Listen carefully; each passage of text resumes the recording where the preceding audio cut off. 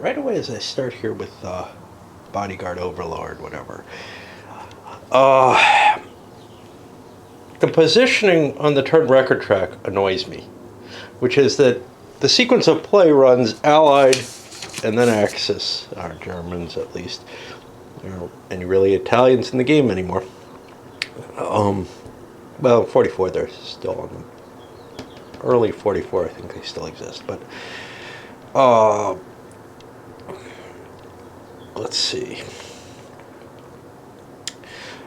But you have the Germans on top here and the Allied forces underneath, and it annoys me. You know, it's not going to be a big deal, but I expect it to be in the opposite direction. It's especially a pain in the butt because one of the things that I want to be able to understand is these numbers up here for the weather and the partisans and such, and getting the Germans out of the way early would help. But the main thing is just sort of this OCD thing about, well, wait a minute, why I don't know why I expect top to bottom rather than bottom to top, though.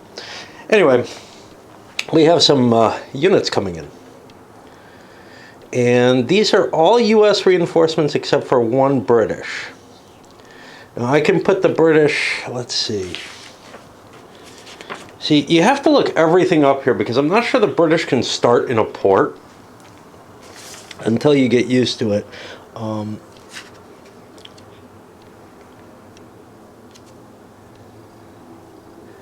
British units in any non-port area, I thought so.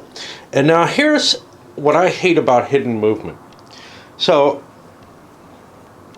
I'm either, if I'm playing this opposed, I'm either constantly flipping my units and saying, oh, what do I have here, what do I have here, unaware of what I have, or else, hey, can you please leave, I have to flip all my units up and play.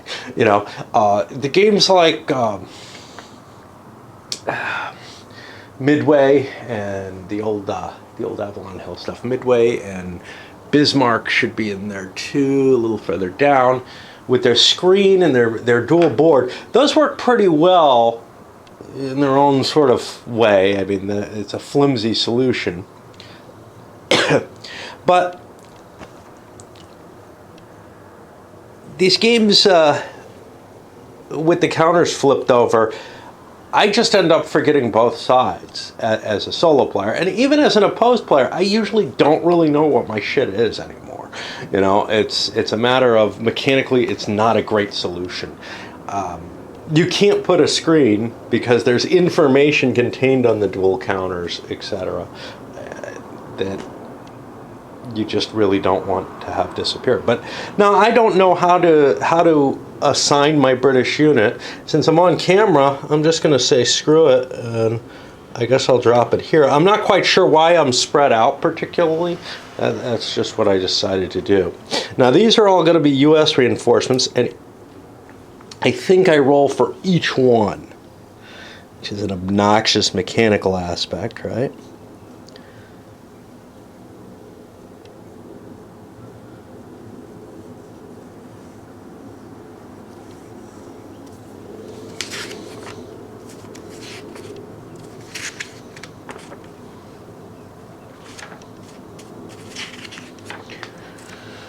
Oh, yep, each unit.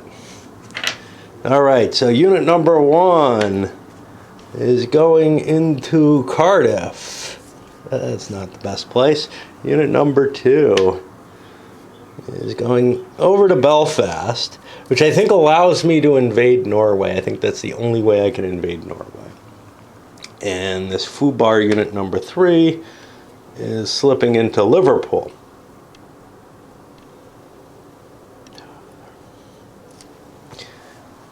I thought it was further south. All right. Yep, they say each unit. Okay, now I get to decide what I want to move and where. I've got 15 points of movement. I'm going to take some thought for this because essentially what I'm going to be doing is there's two things I can do here. I can be playing with my partisans to move them around and try to get information on the Germans, or I can be trying to rearrange my invasion force constantly.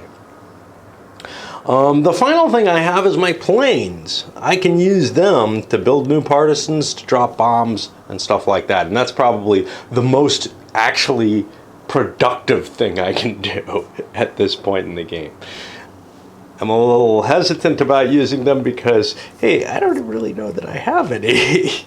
The couple of things that I think are the most important, or the thing that I think is most important for the planes to do, is to drop goods to the partisans. So that's going to be my prime target here.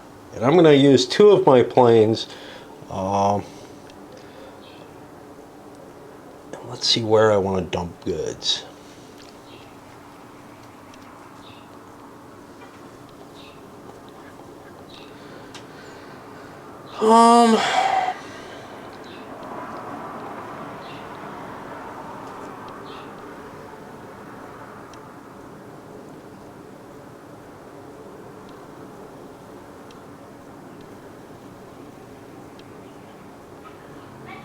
I'll put something there and I'll put something there. Okay. Now, in each case, I roll over on this table. And if I get a 9, that's both my potential partisans for the turn. So I'll go up here first. And I get a 4, that gives me nothing. I'll take them here. And then over in Vichy, I get a 0, which gives me nothing. Alright, so I've done... There doesn't seem to be... I don't know. Are these all to be done at once because, like, after movement, or should they have been done, you know, should I just keep doing these?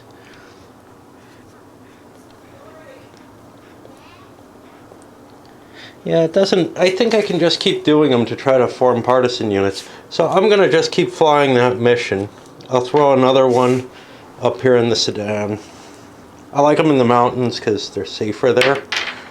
Okay, I get myself a partisan, so now I reach into here and I pull one out at random, and okay, I got a partisan. You know, let's keep going. We'll do the other one in Vichy.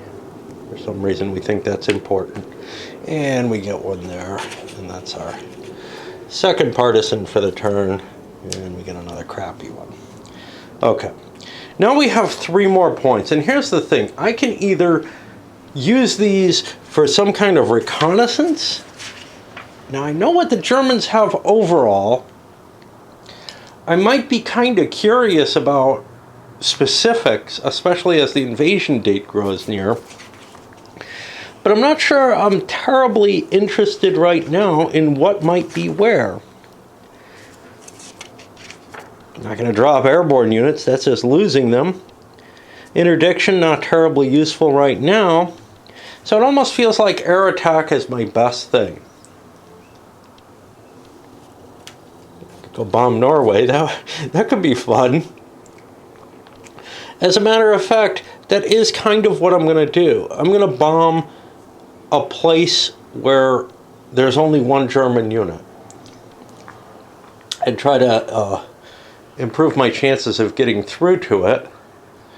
And let's... Okay, so now I've used up... I got to pay attention to this. Let me grab a marker. I've used up 4 of my movements. My reinforcements don't count against me. The movement onto the map. And now I'm going to eat 3 more for a bombing run, which means I only get 8 more points. What do we want to bomb? Let's bomb down here. And now on a 0 through 2, I hit that unit. And I do not. Okay. Now I gotta think some more. Doesn't look like it costs anything to do scouting actions with your partisans, so I spent the rest of my movement shifting around my forces that are in Britain itself. And notably I shifted over to here, Royseth, which threatens the North Sea, and then to London, which is going to threaten the Channel East area. None of this really matters. I can't make an invasion until the earliest is in March. Okay. Partisans, oh, I forgot to mention about partisans. They don't actually have movement points. They just move one space through non-prohibited terrain. Partisans, I don't really want to move yet, but there's no real cost to scouting with them. So I don't see any reason not to. Now, we don't have an invasion going on here, so I could ignore these things.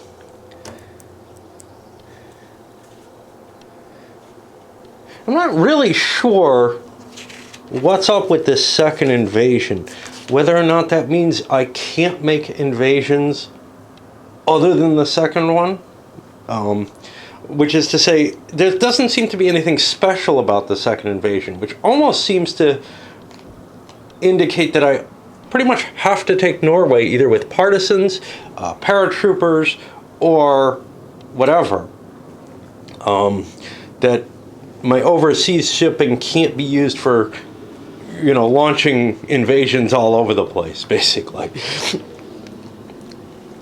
I think that's the implication of it, because it doesn't give you any special capabilities, but it's not very well described. Okay. So now I guess we're on combat. We didn't do any bombings. Well, we did, but we forgot. I can't attack with my partisans. I'm in supply. Okay. Alright. I'm actually not finding this new sequence of play particularly helpful. I think I like the other one. Okay, so now I draw an intelligence card. I guess it's written the same, it's just the font. And carry out what it says. Counterintelligence success. One German-controlled agent in England, if any, is captured and removed from play. Bad weather shortens the game one turn. Wow. I don't know if that says, hey, we don't get the December 13 turn. That's a real hose for the Brits. I also don't know if it's going to affect the base game end point at this moment. I would guess so, you know, but these are not very well, at least this one is not very well stated. So I'll put that up here because that's going to have a major effect on play, I guess. And I'll just assume, hey, the Allies have one turn to reach their basic victory conditions, and then they have only until November to reach their final victory conditions. From what I understand from some discussions of playtesting, the expanded game wasn't really playtested. It was just, at least not very heavily. It was the base game that was tested for any kind of viability, and that some of the cards and some of the chip pool and stuff don't really work with the expanded game correctly. That there are some little problems there. Okay. Draw an intelligence card. Determine the total number of intelligence chits. Now, the only way the Allies get intelligence chits is if they have a German spy, and they do not. So we continue on. Conduct reconnaissance. Yeah, we don't have any air units there. Conduct reconnaissance in areas containing Allied partisans. Okay, so let's see how that can be done. Yeah, I know, we read the rules before, but...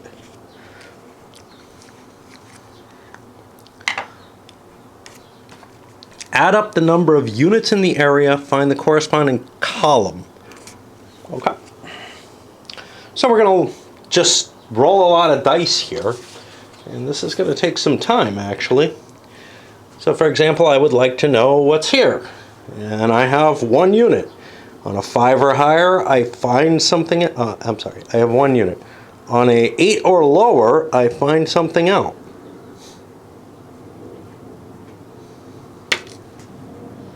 Okay, so I find out what the German unit is here. Ooh.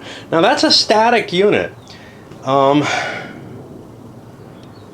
going to turn up the ones I find. You know, that's not going to be easy to move. So I've got something interesting, some piece of knowledge. I can't do much with it because my primary invasion is picked and it's all the way over here. You know, that piece of information isn't terribly valuable to me. And it's more or less what I suspect. But if I find out that there's weak units sitting along the Mediterranean border, my second invasion might come in the Mediterranean. I might go ahead with Anvil in a way that I didn't really have to decide yet, and I don't have to decide until the invasion turn. I found out a fair amount of information. There's a big unit up in Norway. Some lighter forces down here in Groningen. I'm kind of beginning to think about a second invasion hitting into Holland as a possibility to undermine.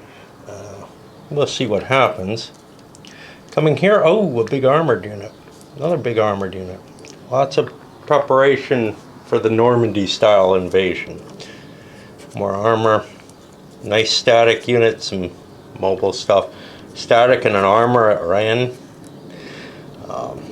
Static and armor in Vendée with its big invasion number.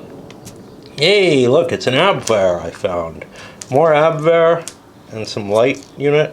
Another light unit in the mountains here. Wow, that's asking for it. Some Panzer Grenadiers. Now these guys were removed, but they're not out of the game. They come back in, and I get them in the next player turns, one per turn in recovery.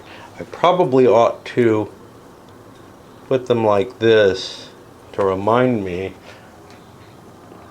that those are my one per turn ones in case, you know, on this turn I lose some more, I don't put another one on top there. Okay. Non-scouting partisans could attack. Well, all my partisans aren't allowed to attack, and I assume that's when sabotage happens as well. And now, Allied broadcast. I'm allowed to say whatever I like, but I'm also forced to speak one of these. And it's not going to be Crocodile or Doctor. So I'm just going to start running down the list because there's no need for a surprise. I would scramble these up if I was playing opposed, obviously. So we're going to write down Celestin on some sheet of paper so that I remember that one's been used. There's not a lot to that, but there may be cards or something that allow me to throw a bogus chit in or something, and that would be kind of cool too. Alright, well, that looks like the end of the Allied player turn. After I get that written down. Okay, over here on the German turn, I don't have a whole hell of a lot. I got some reinforcements coming in. Now, two of them are Abwehr. One here. I've got to place these in Germany. And one of the problems is, other than static infantry, other things I have to actually move. So I'll put them here. They're going to shift their way into France. But I've got a problem. I got to hunt down two armored divisions. Now these are going to come in theoretically on D+1. I hope. Yeah, this is something else that happens on D+1. I think I've got to look that up. But I also have to pull one of my static division core out, and that doesn't come back. So what I may actually do instead,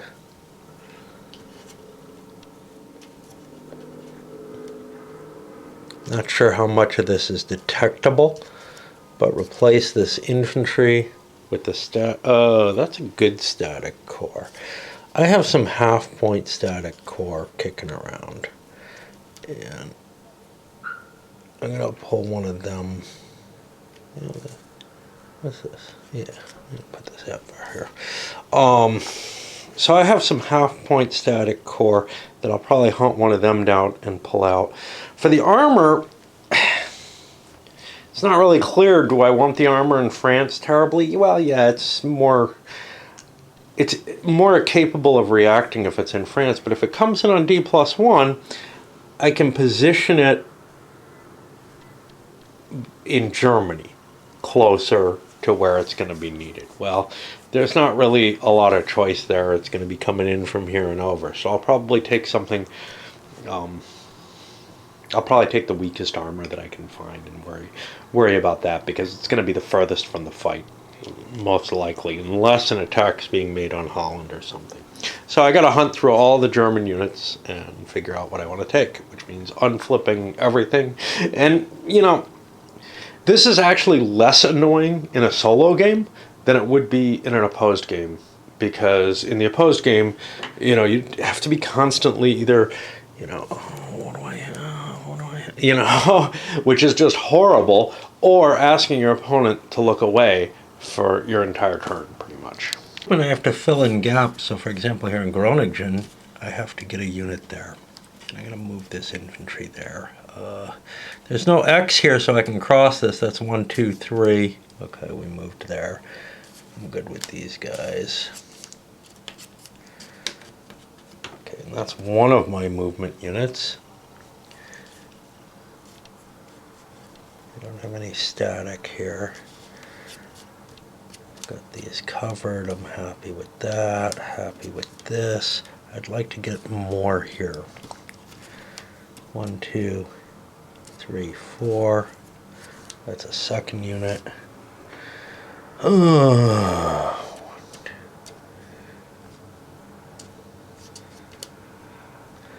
That's a third unit. Now I've got a problem. My Italians down here are not well covered. And what I'm gonna do is I'm gonna move another unit out of Normandy. That's a third, that's a fourth unit.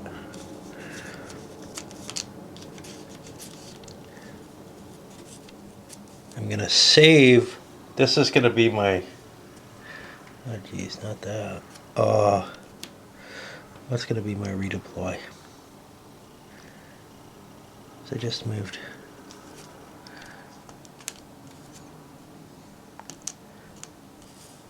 Moved somebody.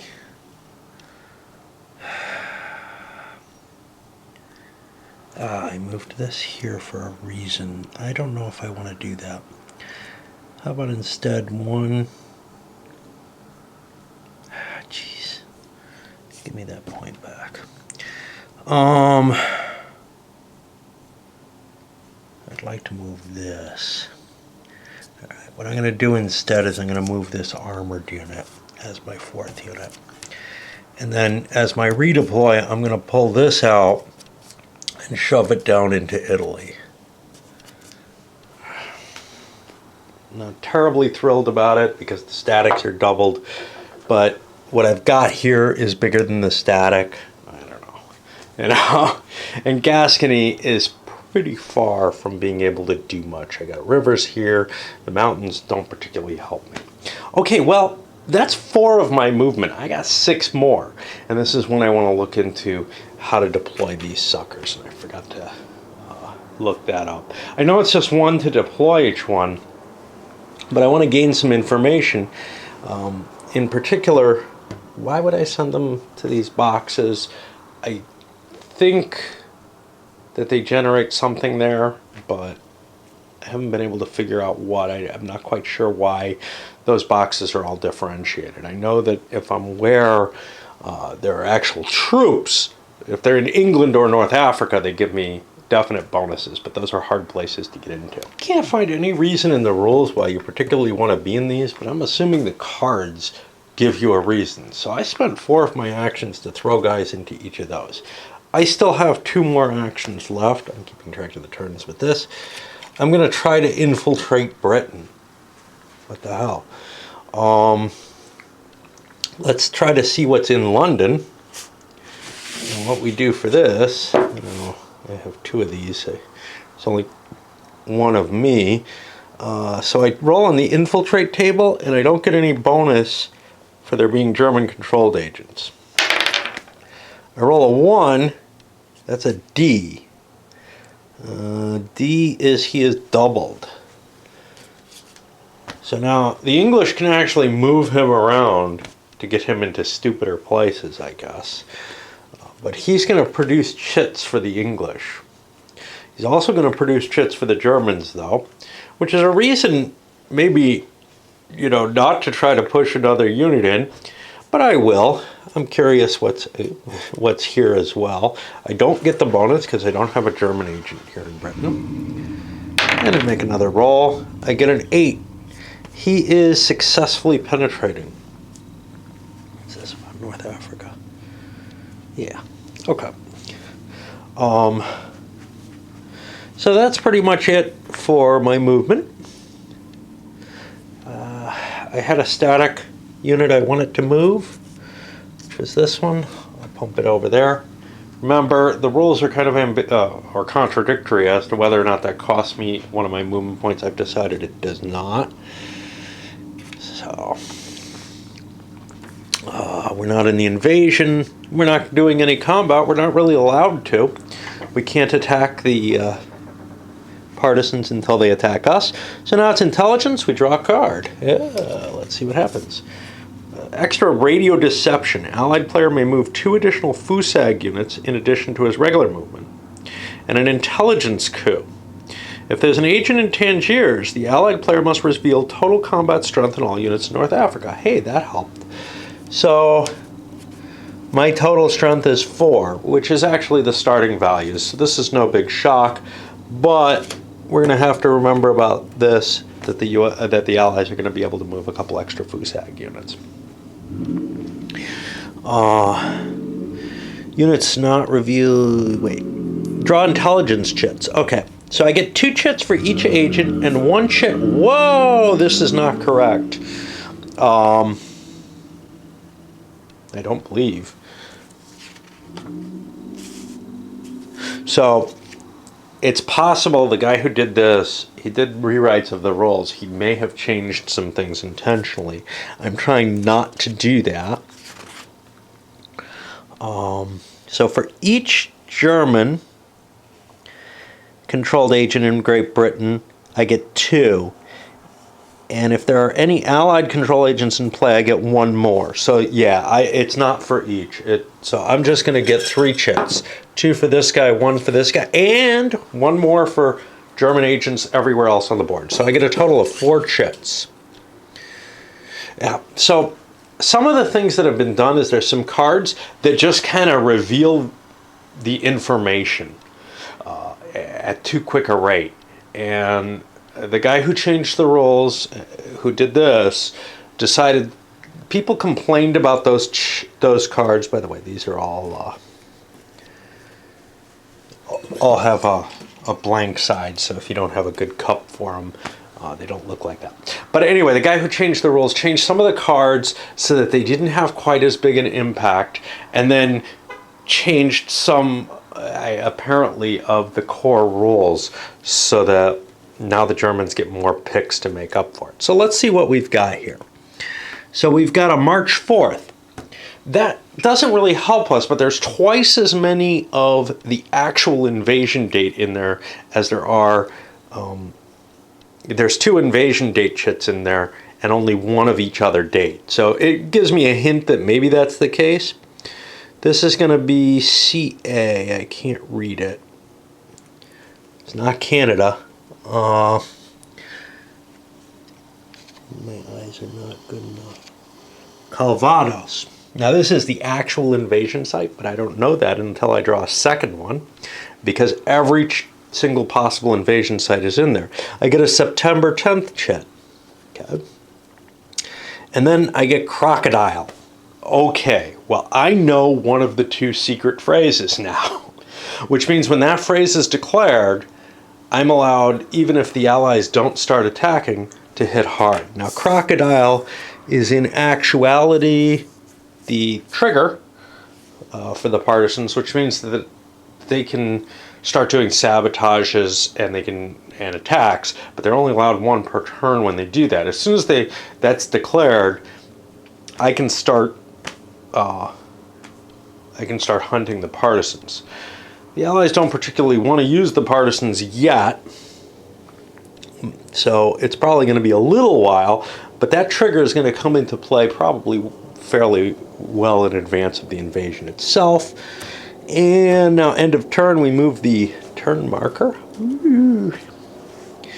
And this is not an invasion turn, so we don't worry about that. And that's one turn. I'm going to keep going through some more turns because the play is fairly...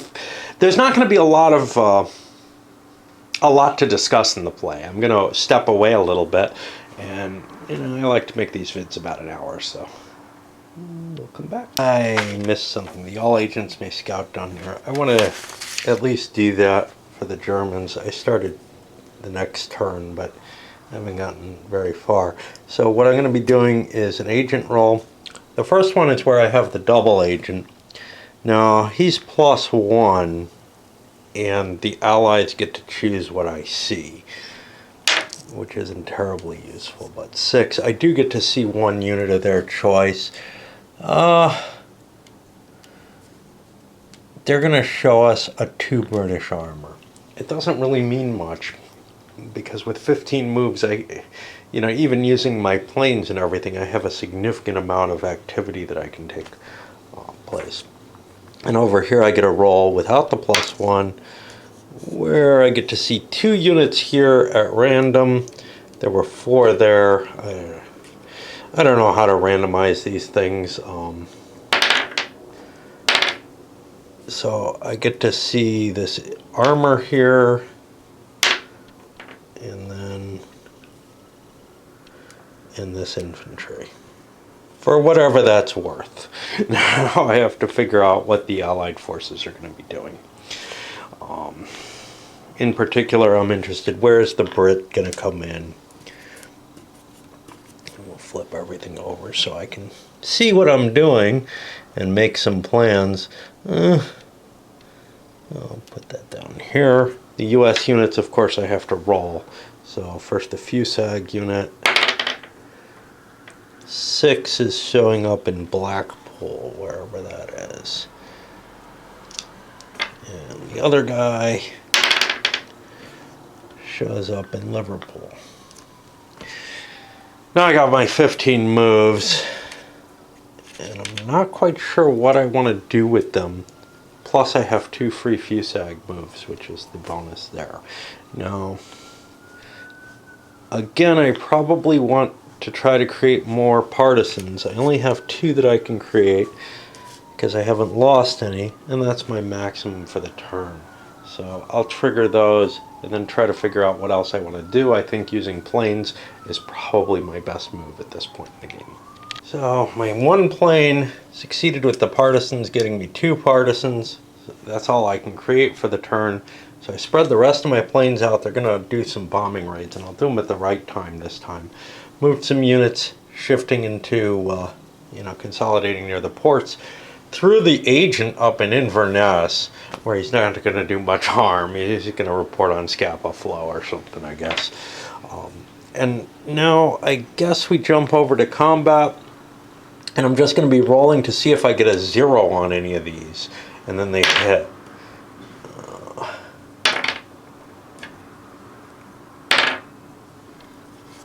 Let's come back. Coming down this way, and I'm just hoping to wipe out real German units where there's only 1 unit I feel that's pretty likely. But I get nothing. And now I should make sure to turn all my Allied units face down, so that there's no issue with my opponent seeing them. I get my card. Hey, this one's been played. Resistance Uprising. Active fighting prevents any German movement out of or through Troy if a resistance unit is present. It's over here. Should probably put some kind of marker there. I'll put this here just to help remind me of that. An intelligence coup. If there's a German-controlled agent in England, the Allied player must disclose the correct area for the first invasion. Boom, it's over, right? First invasion is happening at Calvados. It's known. This is the kind of card that has been changed. What it's been changed to, I'm trying to remember what he did. I believe he made it so that you don't give the exact area. When the card is played, the first time one of these types of cards are played, you get the general region. But we know, and you know, that's the battle right there. Now the Germans can consolidate there, and that attack becomes really iffy. If there's enough German forces there, I may not be able to come aboard, so it might be worth just suspending that first invasion when it comes up, and try to do this all on a second invasion. This is a big deal. And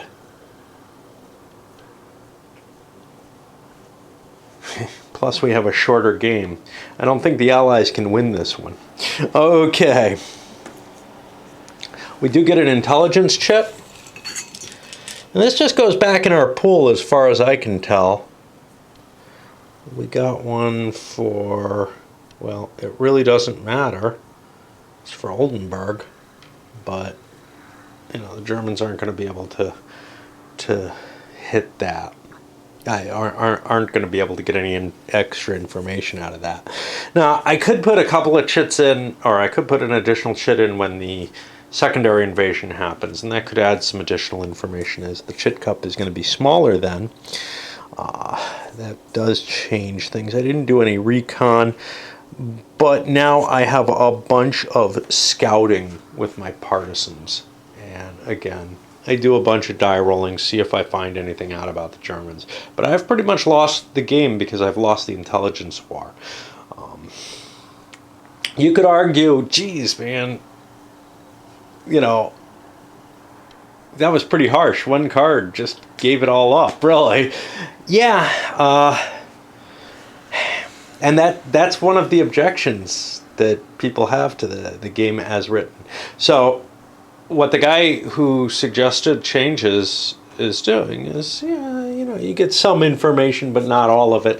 You draw a couple of those cards, you get all of it, and to make up for some of that, I guess we give a few more draws to the Germans. And I think that's reasonable because, you know, this is the game right here, is can you fool the Germans? And now there's all kind of shit about, hey, you know, which zone am I even hitting and everything, that becomes completely unimpressive. I know that it's not going to happen here at Pas de Calais. I know that, you know, where the attack's going to land, and I don't have to worry about defending this terribly heavily.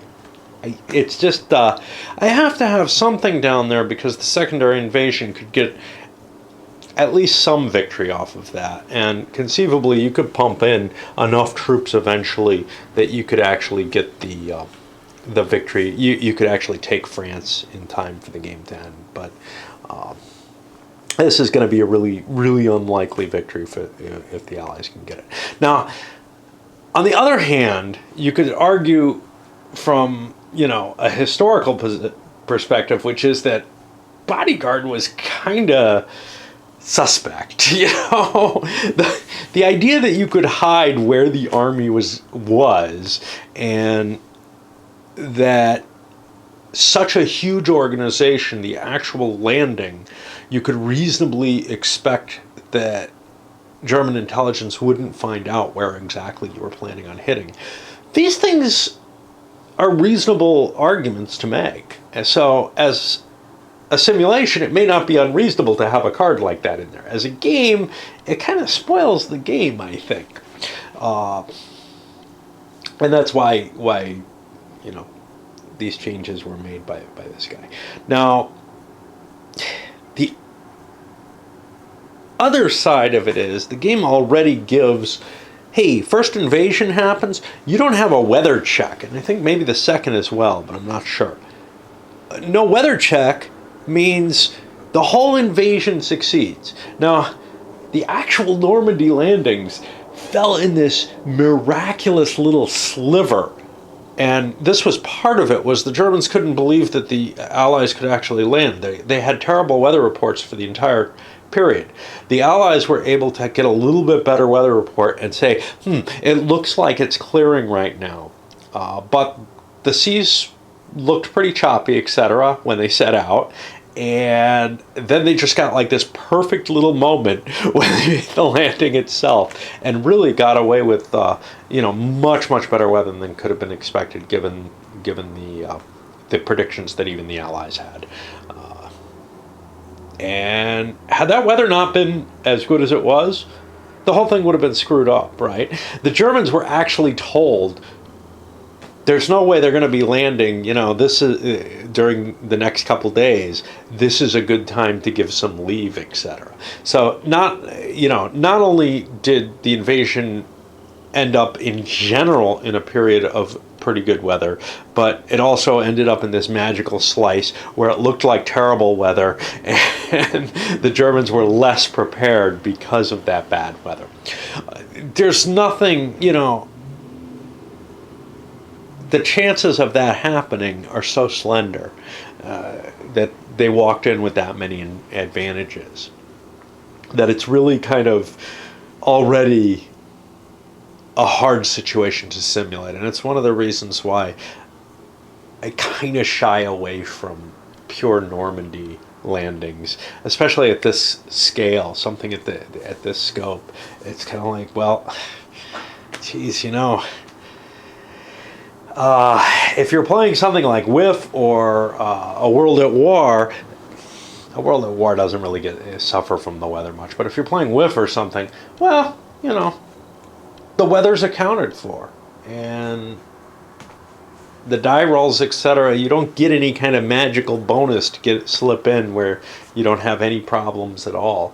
It has to happen naturally. I'm not sure with a game like Fortress Europa whether it even takes that into account. If you look at I'm going to call it operational, but it's really a World War II battle. Omaha Beachhead down there, which I've played a reasonable amount. That just gives you the historical weather, right? Because you're making the landing with the forces in the location. There's not a lot that you have under your control there that you can modify. You're just really handling I don't even want to say tactical. To me, tactical is such a weird thing, and I've discussed this before at length. But it's like, that is a battle, the landing at Omaha Beachhead. And then the game goes into almost an operational stage where it's like, after you make the landings, you have to deal. So it's more like Sicily on that side. But on the landing itself, that would be what I would consider a single battle. And it lasts a few days and is really about the same level as what you'd consider, a battle in any other era, and it fits very well. So, yeah, it kind of feels, but the scale of that game, or the scope of that game, is definitely operational in general because you're trying to make the breakthrough, etc. Just not at the grand operational level that this game has. It really is an operation as far as I'm concerned, but you've got a whole nation in this very abstracted system and everything. Alrighty, so I got the scouting to do. Oh well, that was a fun game. Now we'll play out the rest of it and see what actually happens, but it's not going to be good. How spread out the Germans are, and kind of have to be. Almost all the information that I want has been obtained. Yeah, there are some mystery units. There's places where there's complete failures. I managed to catch another Abwehr. It'll be back though. And that was partisan. We didn't do air recon. So we have to announce a phrase. We've got to wait until turn 8 before we can even think about the secondary invasion, like in terms of actually making it. I don't see wasting my partisans yet, so we're not going to do any of our phrases. Well, we'll do one of the other phrases.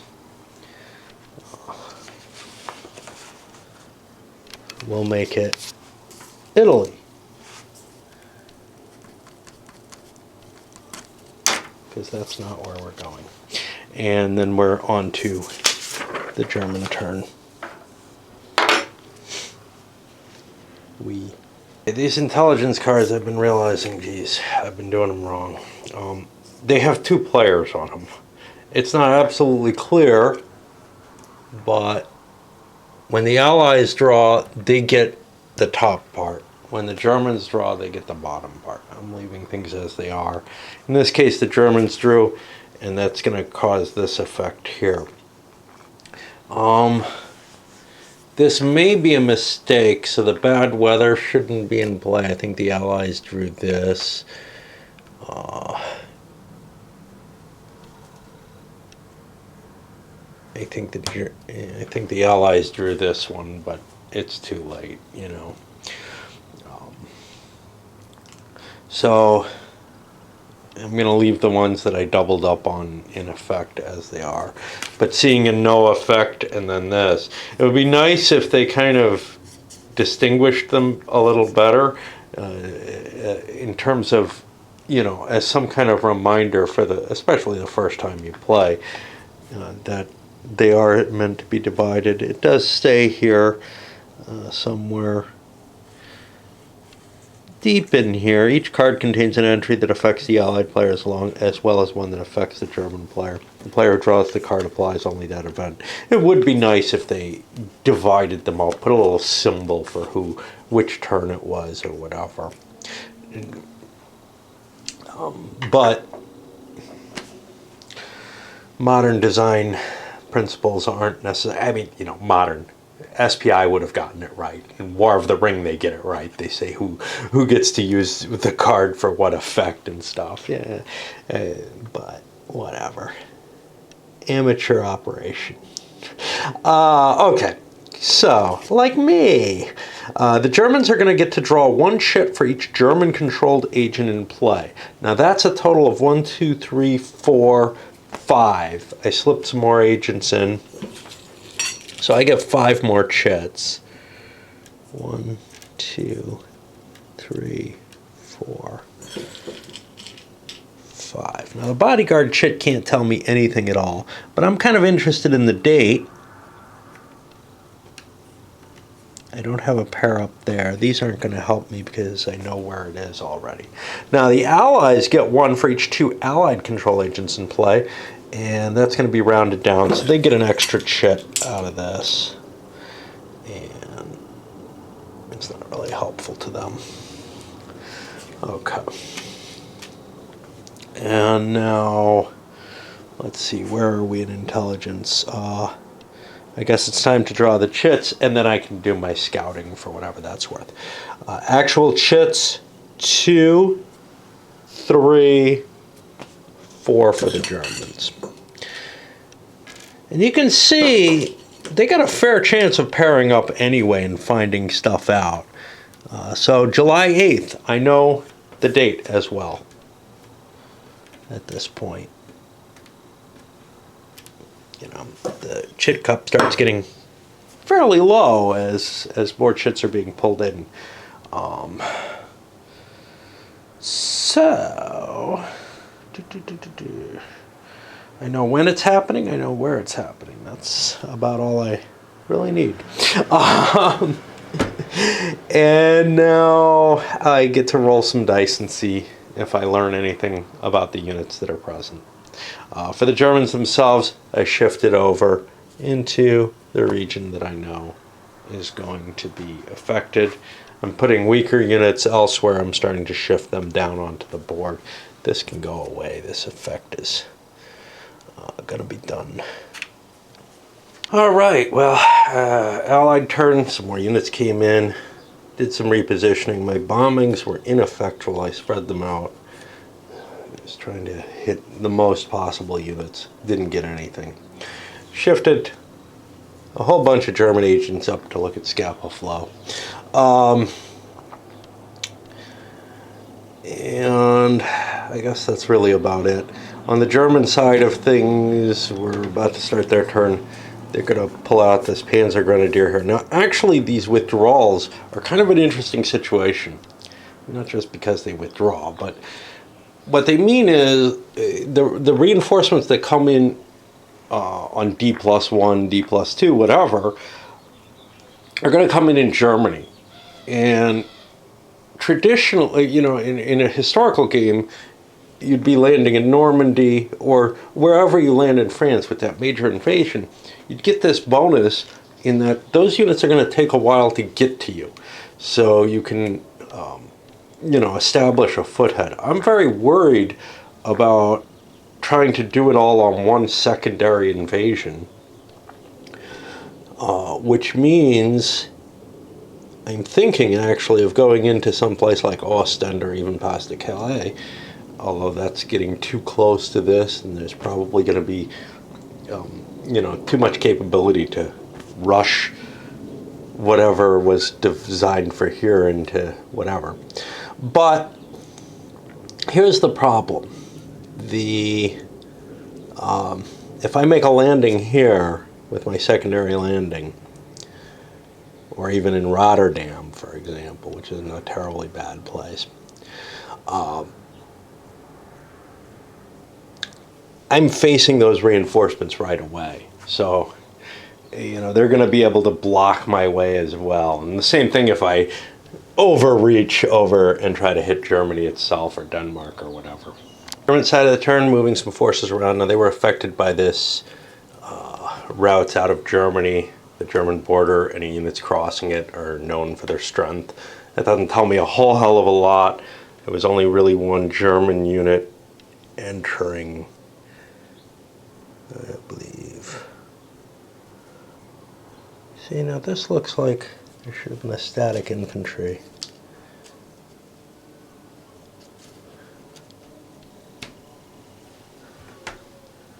Alright, I'm going to give them this static infantry.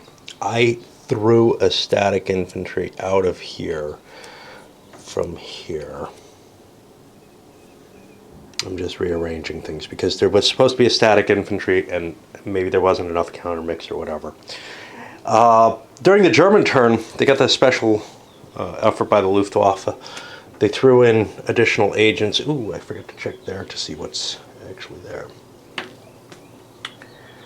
That looks like they see nothing. They rolled a terrible roll. Okay, and I found some information here. I caught one Fusag.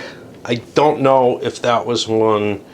I don't know if I think I've revealed Fusags before and not eliminated them temporarily.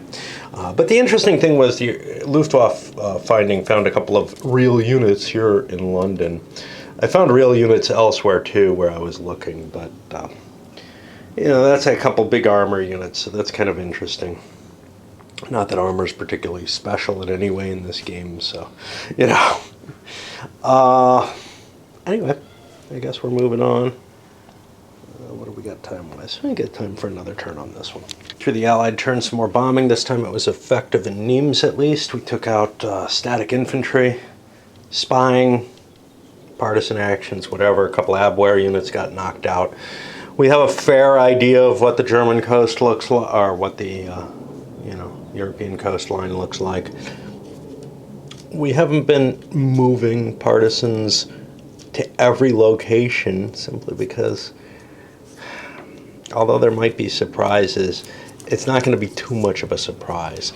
There's a need for the Axis to spread their forces out. Now, they might do something tricky, like, hey, put an Abwehr in Amsterdam and just say, you know, if you don't have a scout there, you're probably not going to hit it. It's a crappy location, but it's actually not that bad. It's not really any worse than Rotterdam, except I can't bring as many troops in through it, which is really the big problem, is everything kind of over here. I just can't get any kind of build up. Rotterdam and then Ostend are really, And, you know, it's hard because it's like, okay, well, if I go from Rotterdam to Ostend and I'm getting the increase there, why don't I go for Pas de Calais? Well, because it's absolutely fucking obvious that that's where I should go. But, you know, if it comes down to it, I've got the shot here, and then whatever my secondary shot is, I got to make my decision on that. And I might well go for the obvious, or I might go for something else. The problem with Pas de Calais is it's further from Germany. I've got to work harder to get the full victory, right? And I kind of don't see a way to get the full victory by clearing everything but Germany and Italy. So that's kind of the worry there. And I guess we're moving on to the German side of the turn. The event this time, I got to get the Germans to tell me one area in which, actually 3 areas in which I knew all the strength points. You know, the problem with it is, do you pick the kind of more important areas that I already have partisans in, or do you pick something like this that's moving and I already have a pretty good idea what's in there? It's tough to make that judgment in any sense. And the chit, the secret code words. So this time it was Corsica. I've gone right down the list. I should have just picked the last 2 as the ones that I wanted to throw in the cup, for the simple reason that it doesn't make a difference. This is a design decision that's kind of goofy. You know, screw it, man. There's nothing to be learned from these. They're cute in terms of maybe, I don't know what. I really don't know what purpose they serve as such. There could just be 2 chits, 1 and 2, and the allies are assumed to be saying anything but that on any other turn, because there's nothing. So the only thing that can happen that's kind of weird is I could declare one of these, presumably the partisan trigger, before the Germans have the chit, and then they get it later, and then they know, oh well, that's when he started being able to do stuff, and maybe he didn't do it right away. I just don't see too much gained by that. I think just a couple of chits and the allies choose. It doesn't even matter which one's which. They could be labeled. You know, there's a little bit of flavor maybe to doing this, but it just feels like a pointless task to me, given that there are just 2 chits in there. Now, if there's a card that says throw a different chit in or something, that may be different. And that's the thing I don't know, is what the cards are capable of. The Germans get another intelligence coup here. If there's a German agent in Lisbon, the Allied player must reveal the correct area for the first invasion. Boom, you know. There's nothing like that for the second, by the way. But it's not like I haven't... I haven't gotten the chits for the first invasion. All I got was the time. Now, if this was playing with the optional rule that this guy used, he actually has this built into his thing as an option, as opposed to the other one that gave more chits to the Germans. That's not reflected as optional. So he actually marks this one. Draw the intelligence card and carry out actions. For play balance, the first time a card drawn requiring allied player to announce the invasion beach, they only indicate the zone. The second one would trigger, hey, you have to know, you have to give the zone, you have to give the specific location as well.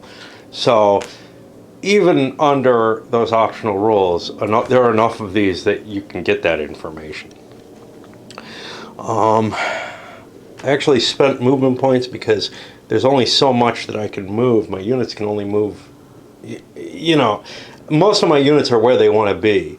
I've got to rush real hard to get a unit to fill the hole at Nimes, but for the other part, it's just really the units that I want to move, I can move, but they can only go as far as they can go, and I can't like spend more to rail them, you know, in the month across France particularly quickly. Unlike the static infantry, which not only can move infinitely, but builds its blockhouses and all that, and sets up its defense. So I had an extra point, which I used to move one of my doubled spies into place. That's probably going to get pulled back out by the Brits, just because, again, it almost doesn't. It feels like you have too many movement points. I'm sure you don't once the actual game starts, once the invasion happens, but wow, I'm just shifting units around and trying to play that deception game. And there's just only so much you can do with that. So anyway, I have some die rolls to see what I find. I'm really curious what's in London. It looks like there's a big build up there. The guy who was here, he's in a stupid place, so, those guys are just going to leave. And now the question is, well, now that they're not being spied, they might leave. While they were being spied, there's no real particular reason to if they're holding down a spy somehow. I also didn't pick the intelligence jets, which I did. 6 more of them. And hey, I get the location that way too. I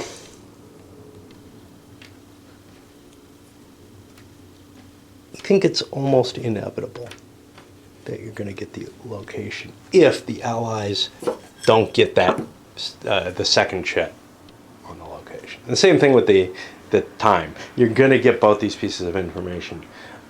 The Allies, as far as I can see, get 1 chip per turn, and that's just it. And that's only if they have a turned spy. Of course, if the Germans haven't slipped anybody into Britain, they're not going to get too many draws each turn. But I'm getting 2, 4, 5, 6 a turn. There's only 40 there to begin with. Which means, in 6 turns, assuming the Brits have pulled some, I'm going to know all the information. Well, that gets me to May. So unless the invasion's early, I'm not going to get any real surprise off of it unless I get lucky with my Allied chit drop. And yeah, I'm not upset with that. I'm not upset with that. And I'm beginning to consider, hey, have I fooled the Germans into, even though they know I have this, thinking that I'm not going to make that landing? Because it may be worth making that landing. It's not worth it if I can't get ashore, though. Well, I'll be able to get ashore, presumably, unless I lose the combat and the Germans just repulse me. And right now there aren't a lot of German units here. I could hit pretty hard with all my bombers and everything and try to knock out a couple of units. So, yeah, there's good chances to get in there. And remember, I can throw all my paratroopers in too. Paratroopers are cool because they're low value units, which sucks if you're sailing them in, but the cool part about them is you can take them as casualties. I have to check to see if commandos have any kind of special role like that too, if I can use them as though they're paratroopers or something. No.